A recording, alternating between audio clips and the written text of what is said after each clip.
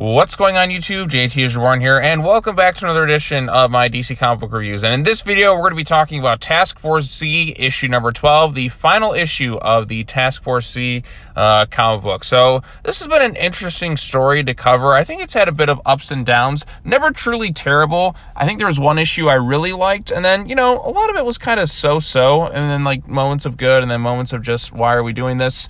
I don't know, Task Force Z has never really like been a wow series, but it's never been a dud either. It's been kind of so-so in the middle, like, you know, just over, like, you know, like positive enough to recommend it, but never truly great, I think. But this conclusion, I think, does a good job wrapping up the story for the most part, but also kind of setting the stage, I guess, for what they're going to do next with it, which I think Matthew Rosenberg's going to be running a Joker comic book, and this book kind of ties into that. The only downside of this is Jason Todd's kind of just been trapped, really, in just this one storyline for an entire year. Never really getting the chance to kind of do much else outside of that. I think he made one cameo appearance in like an issue of Nightwing that was like an annual, but other than that, he hasn't really done anything in the main Batman book, or he hasn't really done much of anything in Detective Comics, to my knowledge, at least since I can remember that he's covered. But it's just been Jason kind of trapped in this whole Task Force Z thing, and as a Red Hood fan, it's kind of disappointing that he's not really getting showcased as much as I feel like he should. Because when you think about it, Damian had his Robin solo, Dick's been in Nightwing, Tim's been in, well, Tim's got his book, but the less we say about that one, the better. But at least he's getting showcased well in Chip Zdarsky's Batman run right now. Jason's, and, you know, the Batgirls are often Batgirls and, you know, making appearances and other stuff here and there. But Jason's been kind of, much like Damian, kind of off to the side, but not as good of material, I think. But overall consensus, like I said, there's some good in here. And if you've been enjoying the story, I think this should leave for a mostly satisfying conclusion. There's still some kind of confusion, I think, on like what's going on in a lot of this whole Task Force Z story. That's been one of my big issues with it. It's like, it's kind of hard to follow what's happening, and even stuff that happens in here with Mr. Bloom and that, it's not really made clear what kind of happens to him. But basically, we had the big fight, the big explosion ending. Gotham goes toe-to-toe with Jason, and, you know, there's a lot of misunderstandings and such about what happened with them. And Gotham's like, oh, you tried to kill me. And he's like, yeah, well, I thought you were Bane. We were all manipulated and such. And then, you know, Two-Face was involved in that too, and Mr. Bloom and such. They kind of like, Mr. Bloom kind of goes toe-to-toe with him at one point. Jason is about to get killed, and Mr. Bloom's like, I've got Two-Face here. And he kind of, you know, shoots him. And then in a really confusing kind of ending right here, Gotham grabs Mr. Bloom, and then some weird thing happens in the next panel. Like, did something get dropped on them? Did an explosion happen? And then he comes back, he's like, you don't have to worry about him anymore, and there's no explanation for what happened to him. So that was always kind of strange. I have no idea really what was going on here in that regards. There is some good stuff between Jason and Two-Face, talking about kind of it's kind of hard to break what's already broken. There's some kind of relatability between the two characters. I think the strongest aspect of Task Force Z, really for me, was Jason Todd and kind of Two-Face having some scenes together. I think their conversation at the end here is pretty good. And then there was a nice moment, too, between Gotham and Gotham Girl, where Gotham was given a chance to kind of come back more with the Lazarus resin, but he's just, he's ready to live on his own, and, you know, even if it's just for a little while, he wants to kind of go in peace this time, and he's going to spend his remaining days with his sister. I thought that was kind of a nice emotional touch, even though I'm not really a huge fan of Gotham and Gotham Girl. I think just somebody's like, look, you don't need to try and bring me back anymore. I'm going to live out the rest of my days. I know I have limited time, but I'm going to do it with my family. That's kind of a nice symbolic kind of ending to the story. And then Jason goes to separate ways from Two-Face. Two-Face takes the remaining Lazarus resin, or should I say Harvey Dent in that. People think that Jason died because we obviously had somebody who looked like him. He sends a letter off to Bruce. And so also the public knows that Jason Todd is Red Hood, and I guess that he's a terrorist. Wouldn't they be like, oh, hey, Bruce Wayne, weren't you raising this orphan boy at some point? Nobody acknowledges that at all? Okay, just wondering.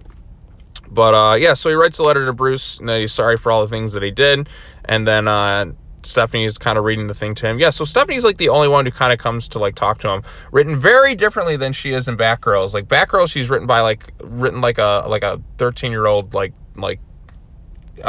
squeeing fangirl kind of, like, it's very different. And here she's a lot older and like mature in this thing, and I'm like, why is there such a stark contrast between the characterization of Stephanie Brown in this and in Batgirls? It's just, I prefer this Stephanie here because she's a lot more mature at this point. Yeah, it'd be one thing if she was younger and, you know, still kind of in that kid phase, but like she's so immature in Batgirls, it's baffling. But here she's a lot more adult, and it's just like, this is still set in the same universe. This doesn't make much sense in terms of like continuity and such. But yeah, so she sees Jason off. Jason's going off to Texas, which is the last known location of the Joker. They had their little goodbyes here, so I like the scene between the two of them. It was kind of Stephanie being there and being kind of a supportive person out of everyone else in the Bat family. But the best issue I still think was issue 8, when it was Jason Todd versus pretty much everyone, aside from Damian, because Damian's been off on his own path in that.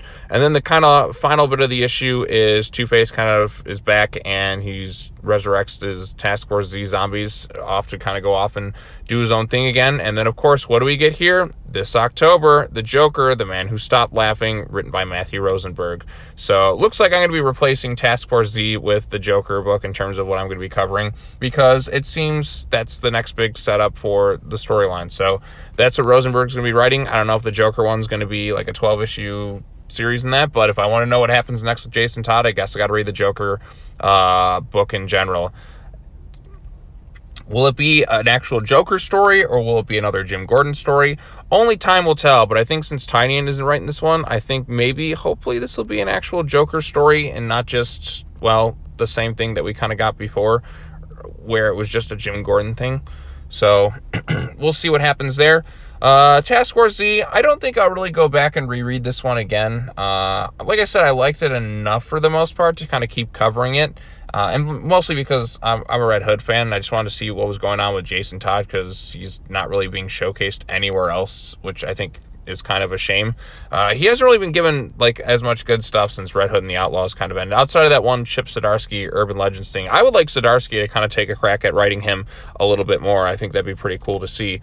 But all things considered, Task Force Z, the final issue, I think it's a decent conclusion to this storyline. I do think it's a little confusing what happened to Mr. Bloom. I wish they made that a little bit clearer, but they're just like, oh, just kind of roll with it. So something tells me he's coming back in the near future, but only time will tell. But if you have any thoughts on Task Force Z and the storyline as a whole, let me know your thoughts in the comment section down below. Be sure to like this video, share it with your friends, subscribe to the YouTube channel for more content, hit the bell for notifications. I think that's all I got to say about this comic book. It was kind of fun to cover it, but also a little bit confusing, if I'm being honest, when it came to this story. Artwork was still pretty good. And I'm hoping Jason Todd gets showcased in some pretty good capacity going forward. But it seems that he's just kind of going to be in the Joker book is the next spot for him, or the upcoming one. We'll see how that turns out. Hopefully that book is good, but we'll see. We'll see what happens. So, yeah, I think that's it. I will be covering more comic books today. I got DC versus Vampires. I got Deathstroke Incorporated and Detective Comics. So I'll try and get those out later on today. And then I have another video I wanted to talk about if I can get the chance to get that out. So between, the next couple days, there's going to be a lot of videos. There's going to be a video pretty much every day until Saturday at least. Maybe Sunday, but only time will tell. So, all right, that's all I got to say. As always, take care now. Bye-bye then, and I'll see you all in the next video. Peace.